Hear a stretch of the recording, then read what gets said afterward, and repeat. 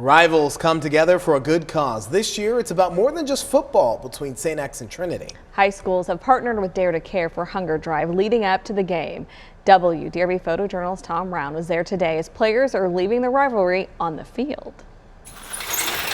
Today we have St. X and Trinity High Schools out at our senior warehouse, and they're also hosting a food drive for us. September is actually Hunger Action Month, so it was perfect timing.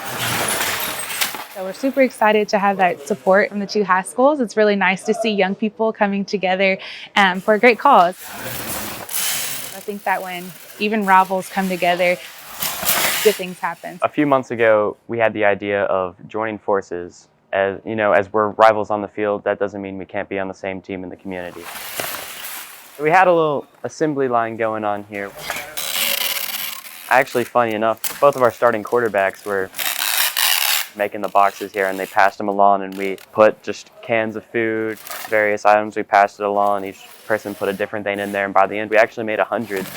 I knew a bunch of these guys in grade school, so it's kind of cool to see these guys reunite. Of course, you go to different schools, but it's kind of cool to see, like, hey, we still have connections. We're still more similar probably than we are different.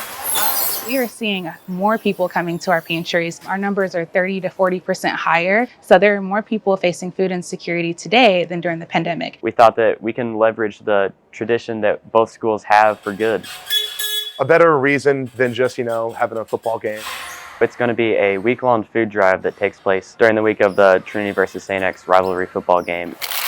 Both schools will have drop-off zones for canned goods and various food items in front of the schools. But there's going to be 5 Krogers in the Louisville community where there's going to be drop-off points outside the front entrance.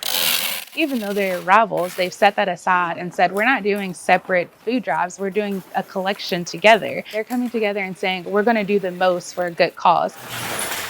And there will also be drop-off locations at each school. Good cause.